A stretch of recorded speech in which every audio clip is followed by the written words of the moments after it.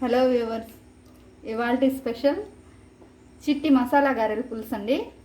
రండి. కడాయి పెట్టి ఆయిల్ ఒక 4 స్పూన్లు పోయండి. పోసాక ఆవాలు ఒక 1/2 స్పూను,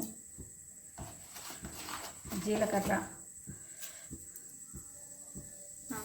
ఆవాలు జీలకర్ర పట్పటాన్ని ఒక కప్పుడు ఆనియన్స్ అండి, సన్నగా తరుక్కున్న ఆనియన్స్,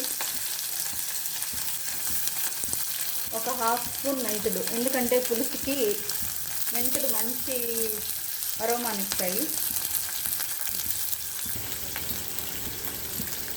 ఒక రెబ్బ కరివేపాకు,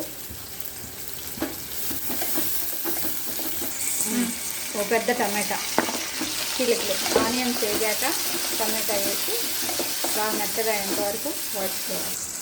బాగా టమాటాలు వేగనిచ్చి 1/2 స్పూన్ పసుపు, 2 స్పూన్లు కారము, 2-2.5 స్పూన్ అండి. మా ఇంట్లో కారం బాగా తీసుకుంటారు కాబట్టి కారం ఎక్కువ వేస్తున్నాను. రుచికి తగ్గంత ఉప్పు, కల్లుప్పు తీస్తాం మేము ప్రతిసారి కూడా, ప్రతి కూరలో కూడా. అదేవిధంగా రుచికి తగ్గంత కల్లుప్పు తీసుకొని ఇది బాగా ఫ్రై కానివ్వండి. బాగా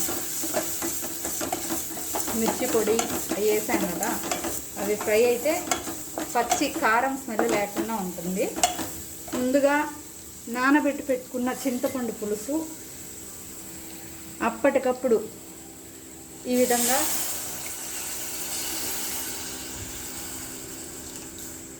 ఆనియన్ గ్రేవీ ఫ్రై అయిన గ్రేవీలో పోసేసి ఉడకనిస్తే టేస్ట్ వస్తుంది. ఇది మా ఇంట్లో మామిడి చెట్టు అండి. గ్యాప్లో నేను ఇలా బయటకు వచ్చాను గాలి కోసం. టెంపుల్ దూరంగా కనిపించేది, మా ఇంటికి ఎదురుగా టెంపుల్ ఉంటుంది, శివాలయం అది. ఏదో పాటలు పెడుతున్నారు దేవుడివి. పులుసు ఈ విధంగా మరగాలండి. ఈ విధంగా మరిగేటప్పుడు చిటిగారులు వదిలేస్తే బాగా ఉడికి స్పైసీగా జ్యూసీగా అవుతుంది ఆ వడ అంతా కూడా. ఆ పులుసు పోయి చిక్కబడేదాకా మనం తినడానికి చిక్కబడడానికి ఎంతవరకు ఉడకాలో అంతవరకు ఉడికిన తర్వాత ఆపేసుకొని సర్వ్ చేసుకోవడమేనండి. ఇంతేనండి. ఈ విధంగా కాన్స్టిట్యుయెన్సీ వచ్చిన తర్వాత చిక్కబడ్డాక ఆపేసుకోవచ్చు. మనం ఉంటే కొంచెం కొత్తిమీర జల్లేసి పైన ఆపేస్తే రెడీ.